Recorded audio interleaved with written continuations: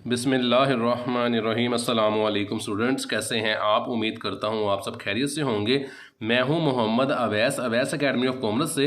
तो आज की वीडियो में हम डिस्कस करेंगे BRS के क्वेश्चन नंबर 15 को।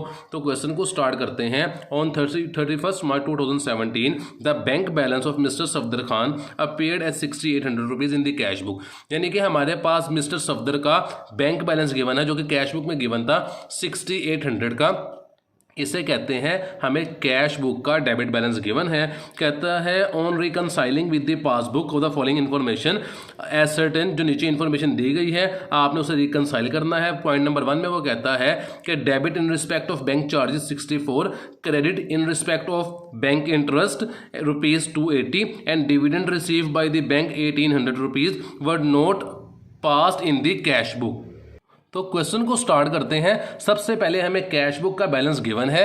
कैश बुक का बैलेंस अगर डेबिट गिवन हो तो ऐड के अंदर डेबिट वाली आइटम्स और लेस के अंदर क्रेडिट वाली आइटम्स आती हैं। तो क्वेश्चन को स्टार्ट करते हैं जी। तो मैंने ये फॉर्मेट रेडी कर लिया है क्वेश्चन का। हमारे पास बैलेंस गिवन था कैश बुक का जो कि डेबिट था 6800 रुपीज़ से। तो ऐड के अंदर डेबिट वाली आइटम्स आ जाएंगी और लेस के अंदर क्रेडिट वाली चीज़ें आ जाएंगी। तो पॉइंट नंबर 1 में हमें वो कहता है debit in respect of bank charges 64 rupees. Bank charges थे जो कि 64 थे और वो डेबिट हो रहे थे। यानी कि बैंक चार्जेस हमारा एक्सपेंस होता है, एक्सपेंस BRS में क्रेडिट होते हैं। तो इसको लेस के अंदर लिख देंगे। तो यहाँ पे मैं लिख देता हूँ बैंक चार्जेस 64 रुपीज़ जो कि क्रेडिट होते हैं। तो डेबिट बैलेंस गिवन है इसलिए मैंने इसको लेस के अंदर लिख दिया बैंक चार्जेस 64 रुपीज़ को। साथ ही वो इसी क्वेश्चन में आगे कहता है इसी स्टेटमेंट के अंदर कि बैंक इंटरेस्ट था जो कि 280 था वो हो रहा है क्रेडिट। बैंक इंटरेस्ट क्रेडिट हो रहा है, बैंक उसे क्रेडिट कर रहा है, हम उसको डेबिट कर देंगे और डेबिट वाली तमाम आइटम्स हमारे पास ऐड के अंदर आ जाएंगी। तो यहाँ पे लिख देते हैं बैंक इंटरेस्ट। बैंक इंटरेस्ट के नाम से यहाँ पे आपने लिख देना है और अमाउंट थी इसकी 280 रुपीज़। तो मैंने यहाँ पे लिख दिया बैंक इंटरेस्ट 280 रुपीज़ जो कि क्रेडिट हो रही थी उसे हम डेबिट करेंगे और डेबिट वाला बैलेंस हमारे पास ऐड के अंदर आ रहा है। इसी पॉइंट के लास्ट पे वो कहता है कि डिविडेंड रिसीव कर रहा था बैंक 1800 रुपीज़ जो कि कैश बुक में अपेयर नहीं हो रहा। डिविडेंड हमारी इनकम होती है और इनकम BRS में डेबिट होती है और डेबिट वाली चीज़ें हम ऐड के अंदर लिख रहे हैं। तो यहाँ पे लिख देते हैं डिविडेंड रिसीव। तो यहाँ पे मैंने लिख दिया डिविडेंड रिसीव। तो ये एक ही लाइन के अंदर 3 चीज़ें उसने बताई थी जो हमने लिख दी है डिविडेंड रिसीव्ड।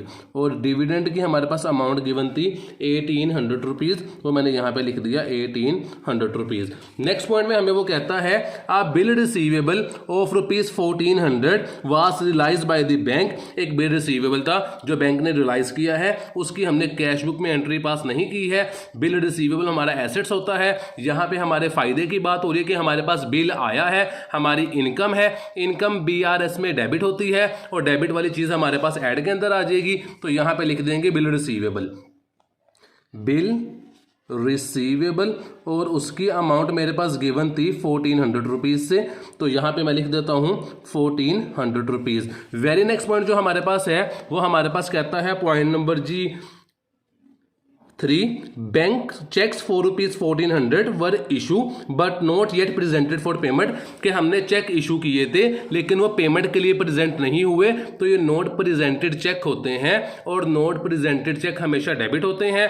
बैलेंस भी डेबिट गिवन है तो ये ऐड के अंदर आ जाएगा। यहां पे लिख देते हैं not presented cheque, not presented cheques. और इसकी अमाउंट मेरे पास क्वेश्चन के अंदर गिवन थी 1400। तो इस 1400 को भी यहां पे लिख दिया। लास्ट पॉइंट हमारे पास क्वेश्चन के अंदर है वो कहता है सेकंड लास्ट पॉइंट है cheques for ₹1600 were paid into the bank but not collected and cleared by the bank. के चेक्स थे हमारे पास, हमने बैंक में को पेड किए हैं लेकिन बैंक ने उन्हें जमा नहीं किया है, क्रेडिट नहीं किया है। तो ऐसे चेक जो हम बैंक को जमा करवाएं, बैंक उन्हें जमा ना करे, क्रेडिट ना करे, वो नॉट कलेक्टेड चेक्स होते हैं और नॉट कलेक्टेड चेक्स क्रेडिट होते हैं। तो बैलेंस हमारे पास डेबिट गिवन है तो नॉट कलेक्टेड चेक्स नीचे आ जाएंगे।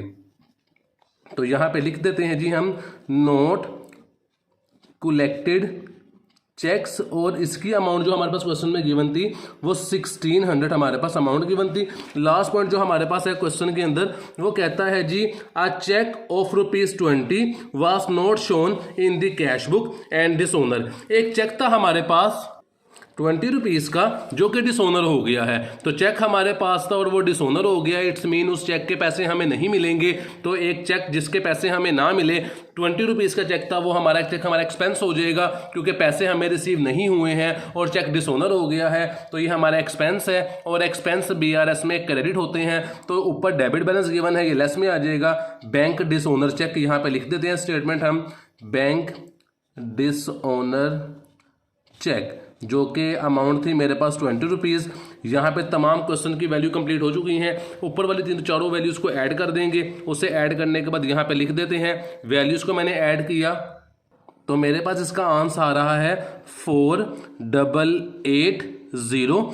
ये इन तमाम वैल्यूज़ को मैंने ऐड करके यहाँ पे लिख दिया है। नीचे वाली तीनों वैल्यूज़ को भी ऐड कर लेते हैं, 64 प्लस 1600 प्लस 20।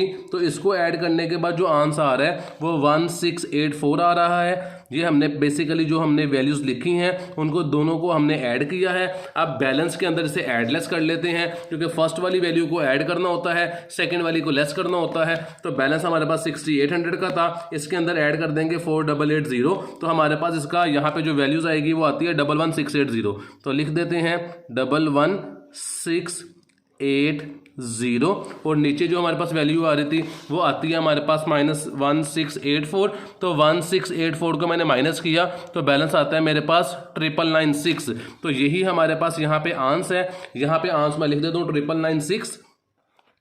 996।